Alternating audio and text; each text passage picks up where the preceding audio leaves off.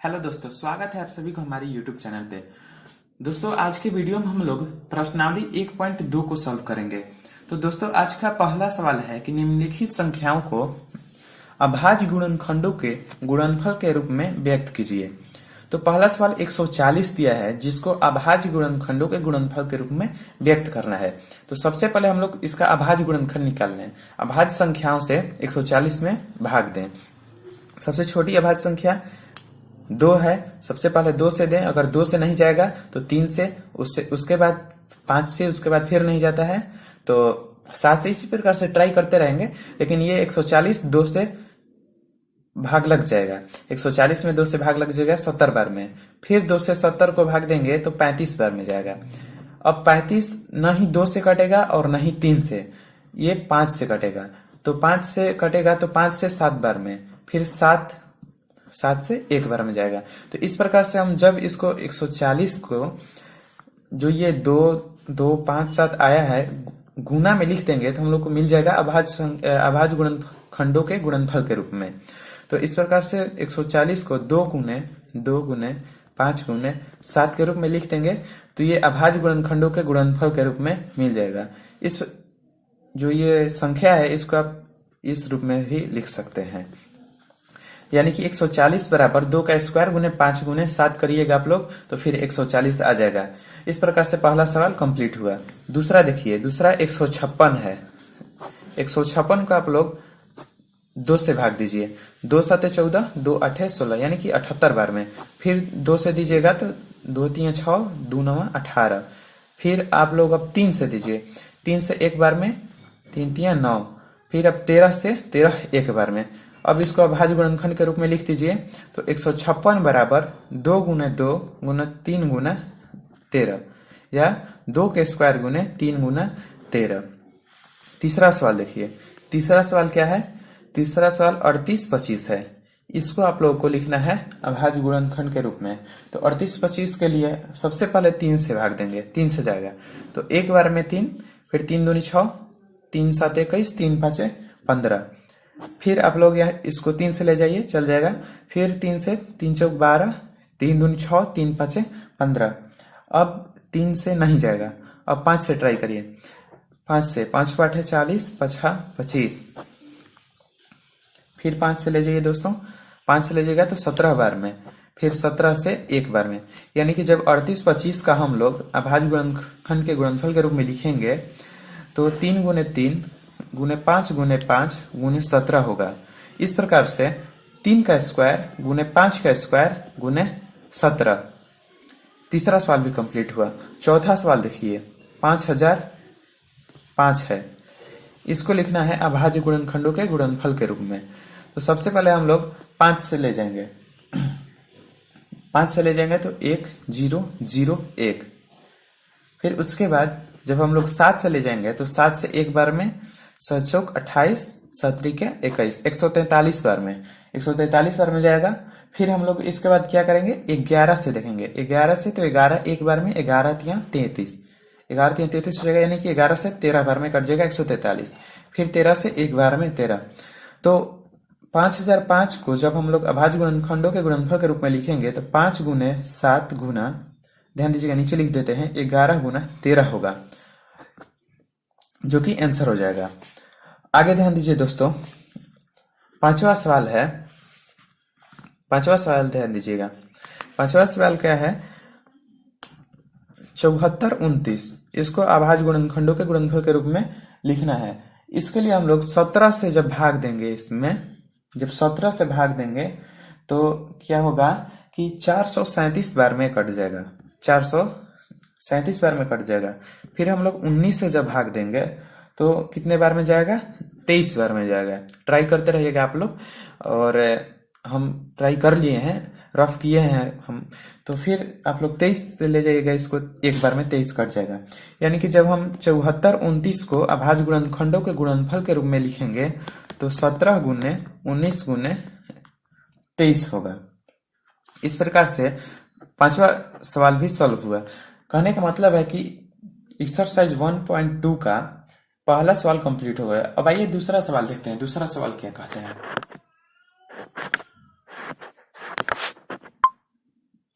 तो दोस्तों आइए दूसरा सवाल को सॉल्व करते हैं।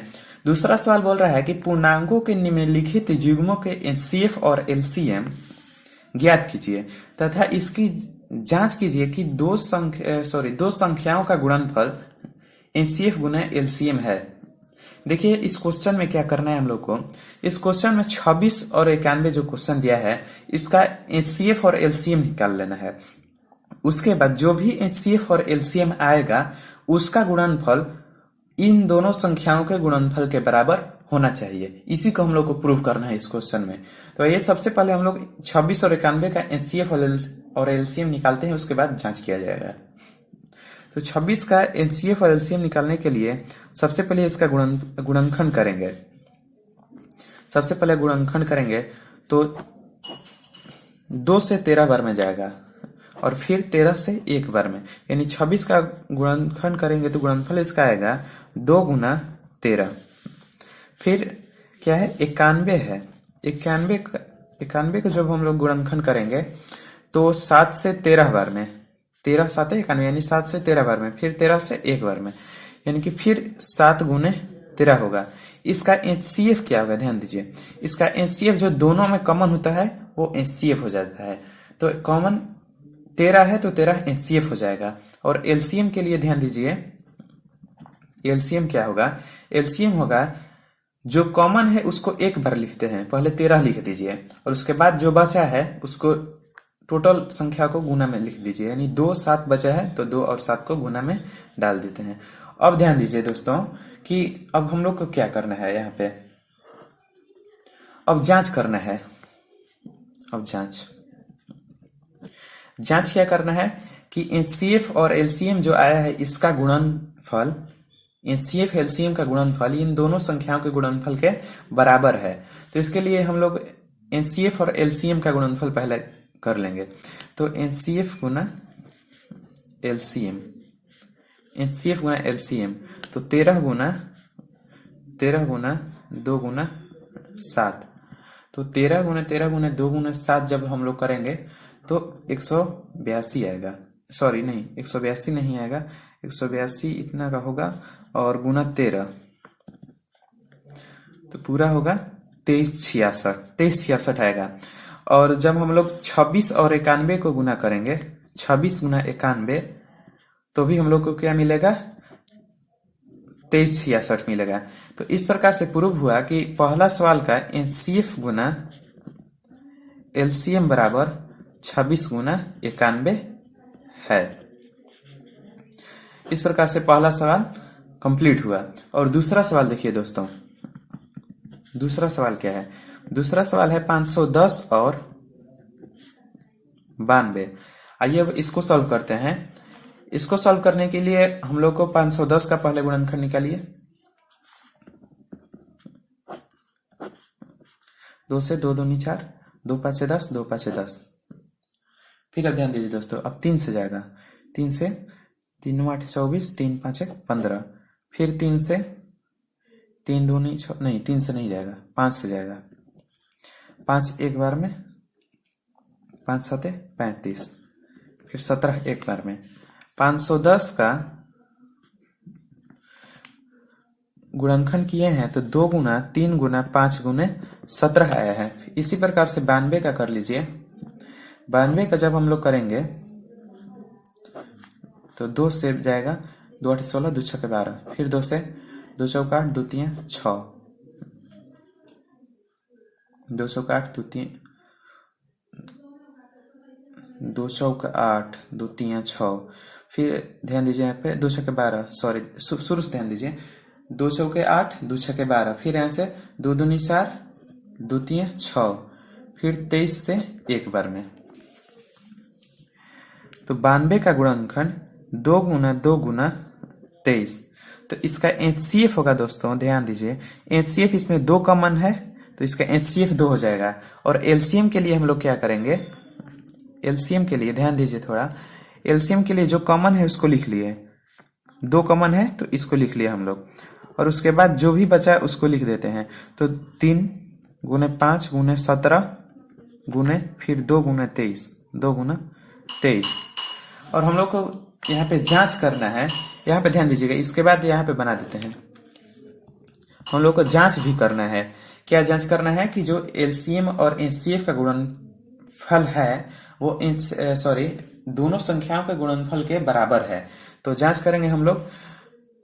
तो सबसे पहले एचसीएफ और एलसीएम का गुणनफल लिख लेते हैं, और एलसीएम, एचसीएफ 2 है और एलसीएम का गुणनफल क्या होगा, गुणनफल क्या होगा, जब इसको गुना कीजिएगा आप लोग तो होगा 2 3 6, फिर 2 2 5 10, 2 3 6 2 5 10, यानी कि 23 46 0 आएगा जब आप लोग इसको गुना करेंगे एलसीएम को। फाइनली इसका टोटल गुणनफल कितना होगा, 46 92 0 होगा। ठीक, आप लोग कर लीजिएगा एक बार। अब देखिए, अब दोनों संख्याओं का गुणनफल ध्यान दीजिए, दोनों संख्या में, यानी कि 510 और 92। और 510 और 92 को हम लोग गुना करेंगे, 510 गुना 92। जब आप लोग गुना करेंगे इसको तो क्या आएगा, 26 92 0 आएगा, 26 92 0 आएगा। जब 26 92 0 आएगा तो यहाँ पे देख लीजिए, एचसीएफ और एलसीएम का गुणनफल भी 26 92 0 आया है और दोनों संख्याओं के गुणनफल भी 26 92 0 आया है। इस प्रकार से प्रूव हुआ कि ये दोनों संख्याओं का गुणनफल और एचसीएफ एलसीएम का गुणनफल सेम है। आइए तीसरा सवाल देखते हैं कि 336 और 54 का। आइए ट्राई करते हैं। तो दोस्तों, इस सवाल को भी सॉल्व करने के लिए हम लोग को सबसे पहले 336 का गुणनखंड ज्ञात करना पड़ेगा। तो इसका गुणनखंड 2 से, सबसे पहले 2 से एक बार में 2 6 12 2 8 16, फिर 2 से ले जाएंगे 2 8 16 2 4 8, फिर 2 से जाएगा 2 4 8 2 दूनी 4, फिर आप लोग इसको 2 से ले जाइएगा तो 2 दूनी 4 2 एक बार में। अब 2 से नहीं जाएगा, अब 3 से जाएगा, 3 से 3 7 21, फिर 7 से 7 एक बार में। फिर पुनः हम लोग क्या करेंगे, पुनः हम लोग अब इसी प्रकार से 54 का गुणनखंड करेंगे। 54 का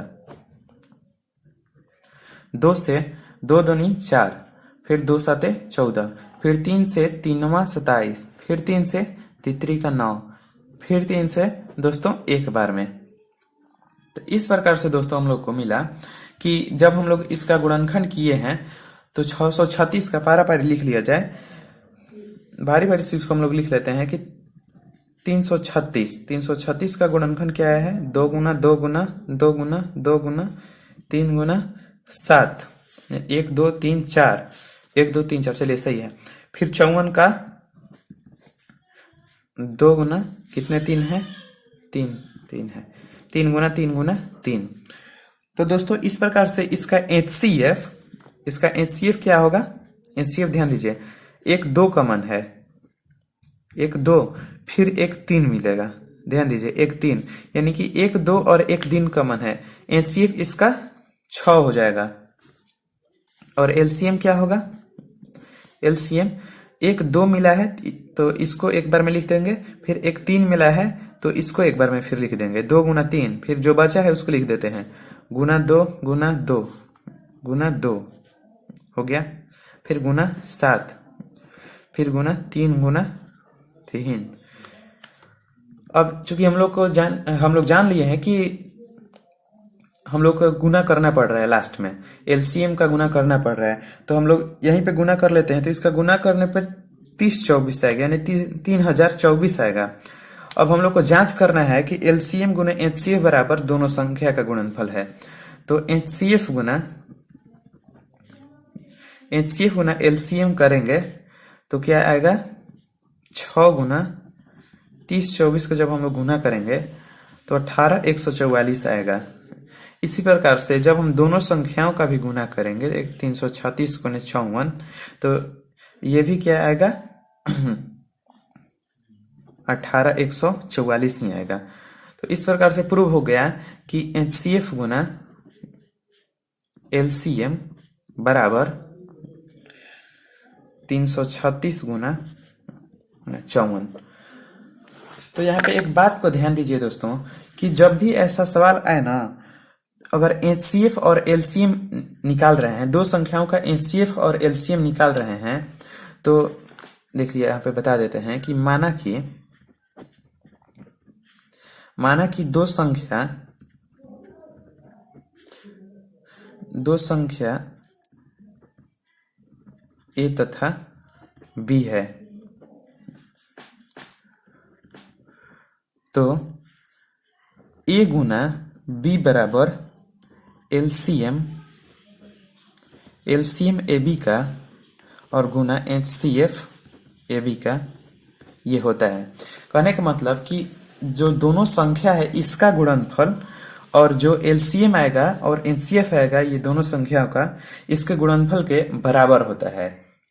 यहाँ पे तो जांच करने को बोला था, लेकिन ये होता है, आप लोग को याद करना पड़ेगा। यानी कि ए गुना बी बराबर एलसीएम ए कोमा बी गुने एचसीएफ ए कोमा बी। तो आइए दोस्तों, दूसरा सवाल तो कंप्लीट हो गया। आइए तीसरा सवाल को सॉल्व करते हैं। तो तीसरा सवाल है, ध्यान दीजिएगा। तो दोस्तों तीसरा सवाल ध्यान दीजिए। तीसरा सवाल बोल रहा है कि अभाज्य गुणनखंड विधि द्वारा निम्नलिखित पूर्णांकों के एचसीएफ और एलसीएम ज्ञात कीजिए। अभाज्य गुणनखंड विधि द्वारा हम लोग को एचसीएफ और एलसीएम जो भी संख्या दिया हुआ है 12, 15 और 21 जो भी है, इसका अभाज्य गुणनखंड विधि द्वारा एचसीएफ और एलसीएम निकालना है। तो आसान है, पहले 12 का गुणनखंड लिख लेते हैं, 2 गुना 3, सिंपल है, लिख सकते हैं आप लोग।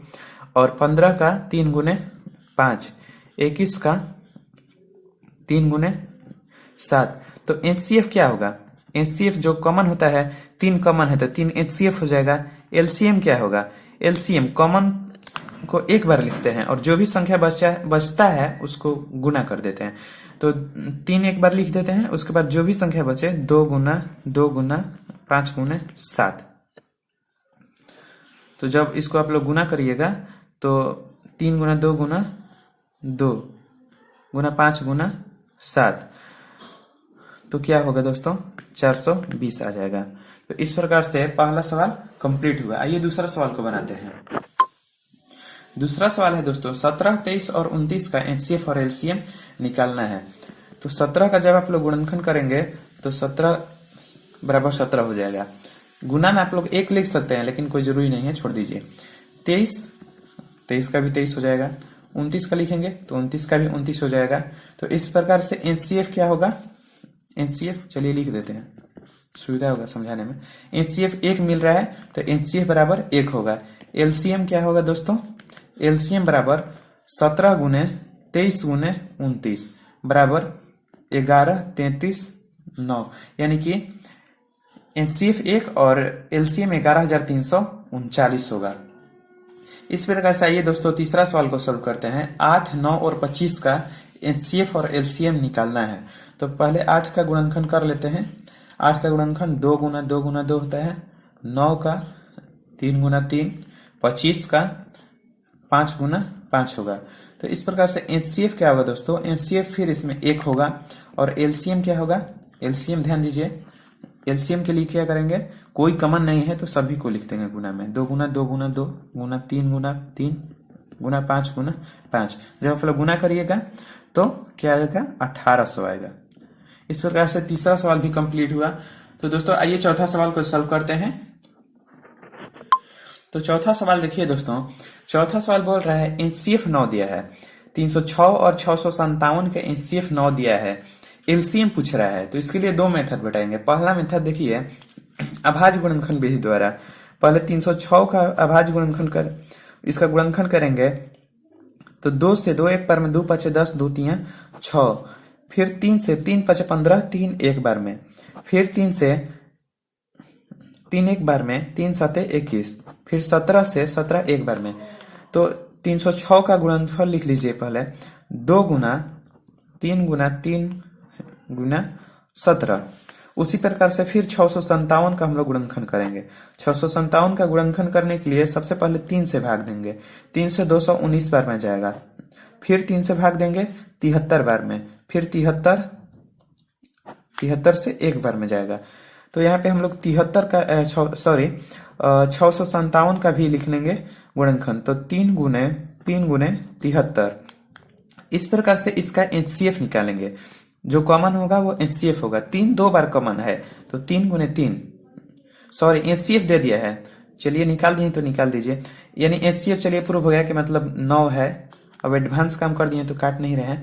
तो एचसीएफ 9 है और एलसीएम हम लोग को ज्ञात करना था।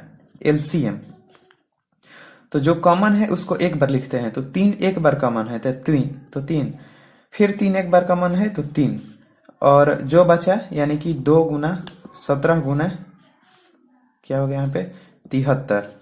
तो एलसीएम क्या होगा दोस्तों 22, 33, 8। इसका एलसीएम होगा। एक मेथड ये हो गया। और मेथड नंबर 2 देखिए, मेथड नंबर 1 था ये। मेथड नंबर 2 देखिए दोस्तों,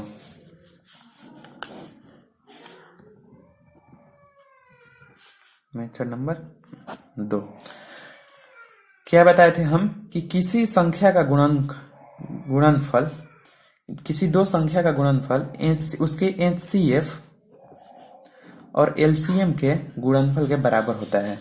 तो दो संख्या क्या है 306 गुना 657। एचसीएफ क्या दिया है 9, एलसीएम निकालना है। तो फिर 306 गुना 657, इधर गुना में है तो इधर भाग में आ जाएगा 9, एलसीएम लिख देंगे।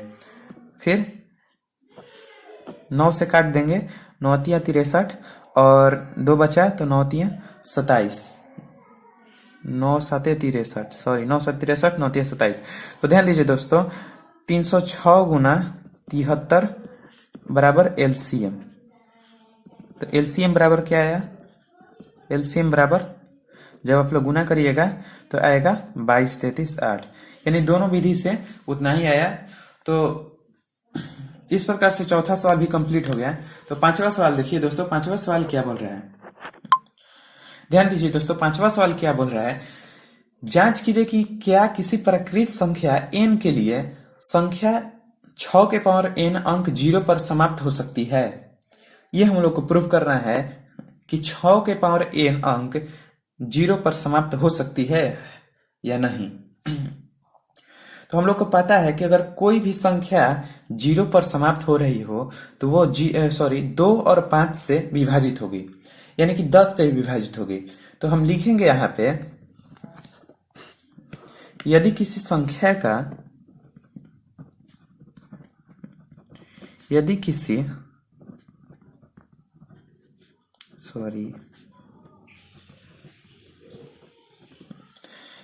संख्या का इकाई अंक 0 हो तो वह 10 से विभाजित होगा। 10 से क्या होगा विभाजित होगा। तो हम लोग 10 का गुणनखंड लिखेंगे। 10 का गुणनखंड 2 गुने 5। तो यानी कि जो भी संख्या 0 पर लास्ट होता हो वो 2 और 5 से विभाजित होगा। उसी प्रकार से हम लोग 6 के पावर n में 6 का गुणनफल करेंगे। तो 6 का जब लोग गुणनखंड करेंगे तो 2 गुने 3 का पावर n होगा। दोनों को अलग अलग करने पर 2 के पावर n गुना 3 के पावर n होगा। तो यहाँ पे हम लोग देख रहे हैं कि 2 के पावर n है लेकिन 5 के पावर n नहीं है। इस प्रकार से प्रूव हुआ कि 6 के पावर n, इसलिए 6 के पावर n का इकाई अंक कभी भी 0 नहीं होगा। उम्मीद करता हूं समझ में आ गया होगा दोस्तों। जब यहाँ पे 5 के पावर n नहीं मिल रहा है और 2 के पावर n मिल रहा है, कोई भी नहीं मिलेगा तो हम लोग बोल देंगे कि 6 के पावर n का इकाई अंक कभी भी 0 नहीं होगा। तो आइए दोस्तों 6वां सवाल को सॉल्व करते हैं। ध्यान दीजिएगा 6वां सवाल, ध्यान दीजिए दोस्तों कि व्याख्या कीजिए कि 7 गुने 11 गुने 13 प्लस 13 और 7 गुने 6 गुने 5 गुने 4 गुने 3 गुने 2 गुना 1 प्लस 5 भाज्य संख्याएं क्यों है। हम लोग को 2 ये स्टेप दिया है, इसको दर्शाना है कि ये भाज्य संख्या है। क्यों है भाज्य संख्या। तो सबसे पहले भाज्य संख्या क्या होती है। भाज्य संख्या जो एक और स्वयं के अलावा कोई और संख्या से कटे उसे भाज्य संख्या कहते हैं। तो आइए इस सवाल को सॉल्व करते हैं। पहला स्टेप पहले सॉल्व करिए। 7 गुने 11 गुने 13 प्लस 13। जब इसमें से 13 हम कॉमन निकालेंगे तो क्या बचेगा 7 गुने 11 प्लस 1। फिर इसको सॉल्व करेंगे तो 7 से 11 बार में जब गुना करेंगे 7 से 11 से तो 77 होगा प्लस 1, तो 13 गुने 77 प्लस 1 78। जब अब यहाँ पे ध्यान दीजिए दोस्तों, 13 गुने 78 ये प्रूफ कर रहे हैं कि भाज्य संख्याएं क्यों है। जब इसको गुना करेंगे तो वो संख्या जो आएगी यहाँ पे 13 से भी और 78 से भी और फिर 1 से भी और स्वयं से भी विभाजित होगा, इसलिए ये संख्या भाज्य संख्या है। अब ये दोस्तों दूसरा स्टेप को सॉल्व करते हैं। 7 गुने 6 गुने 5 गुने 4 गुने 3 गुने 2 गुना 1 प्लस 5 है। इसमें भी क्या कॉमन होगा, इसमें भी 5 कॉमन होगा। तो 7 गुना 6 गुना 4 गुना 3 गुना 2 गुना 1 प्लस 1। जब आप लोग इसको सॉल्व करिएगा तो यहाँ पे क्या आएगा, 1008 आएगा। 1008 प्लस 1 यानी 5 गुने 1009। अब देखिए दोस्तों, जो यहाँ पे संख्या आएगा वो 1 से भी 1009 से भी 5 से भी और जो संख्या आएगा अपने आप में भी विभाजित होगा, इसलिए यह प्रूव हुआ कि यह भी संख्या भाज्य संख्या है। इस प्रकार से प्रूव हुआ कि जो ये दोनों स्टेप है भाज्य संख्या है। फिर समझिए सवाल को, ये सवाल दिया था और प्रूव करना था कि भाज्य संख्या है। भाज्य संख्या किसे कहते हैं, जो एक और स्वयं के अलावा कोई और संख्या से कट जाए उसे भाज्य संख्या कहते हैं। तो जो यहाँ पे संख्या आएगा 1 से फिर 13 से और 78 से और जो संख्या आएगा वो अपने आप में भी कटेगा, इसलिए ये भाज्य संख्या है। और ये भी संख्या 5 से 1009 से और जो संख्या आएगा अपने आप में फिर 1 से कटेगा, इसलिए ये भी संख्या भाज्य संख्या है। इस प्रकार से 6वां सवाल भी सॉल्व हो गया। आइए 7वां सवाल को सॉल्व करते हैं दोस्तों। 7वां सवाल देखिए दोस्तों कि किसी खेल के मैदान के चारों ओर एक वृत्ताकार पथ है। इस मैदान का एक चक्कर लगाने के लिए सोनिया को 18 मिनट लगते हैं, जबकि इसी मैदान का एक चक्कर लगाने में रवि को 12 मिनट लगते हैं। मान लीजिए वे दोनों एक ही स्थान और एक ही समय पर चलना प्रारंभ करके एक ही दिशा में चलते हैं, तो कितने समय बाद वे पुनः प्रारंभिक स्थान पर मिलेंगे। दोस्तों आराम से इस क्वेश्चन को देखिएगा, क्या बोल रहा है क्वेश्चन, ध्यान दीजिए दोस्तों। क्वेश्चन में यह बोल रहा है कि किसी खेल के मैदान के चारों ओर एक वृत्ताकार पथ है। ध्यान दीजिएगा, ये एक वृत्ताकार पथ है, ये खेल का मैदान है। यहां से रवि और सोनिया मतलब कि चक्कर लगाना स्टार्ट करते हैं। जब रवि एक चक्कर लगाता है, जब रवि मान के चलिए यहां से एक चक्कर लगा रहा है, जब रवि मैदान का एक चक्कर लगा रहा है 12 मिनट में, रवि को 12 मिनट लग रहा है, तो मान लीजिए सोनिया को कितना लगेगा, सोनिया को लगेगा 18 मिनट, तो सोनिया यहाँ पे हो सकती है। फिर रवि जब दूसरा चक्कर पूरा करेगा, जब रवि दूसरा चक्कर पूरा करेगा तो सोनिया हो सकती है, यहाँ पे हो सकती है। तो हम लोग को ये पता करना है कि रवि और सोनिया दोनों कब यहाँ पे मिलेंगे। तो इसके लिए जब हम लोग एलसीएम निकाल देंगे, एलसीएम, तो हम लोग को पता चल जाएगा कि रवि और सोनिया कब यहाँ पे मिलेंगे। 18 और 12 का एलसीएम। तो लिखिए, सबसे पहले अभाज्य गुणनखंड इसका लिखते हैं 2 गुना 3 गुना 3, 12 का 2 गुना 3। तो एलसीएम क्या होगा, एलसीएम 2 गुना 3 गुना 3 गुना 2 यानी कि 6 इंटू 6 क्या हो जाएगा दोस्तों, 36 मिनट के बाद वे दोनों प्रारंभिक स्थान पर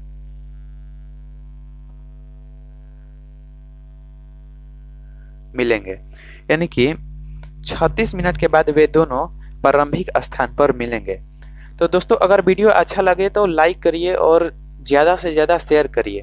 अगर आप चैनल पे नए हैं तो चैनल को सब्सक्राइब कर दीजिए। धन्यवाद दोस्तों।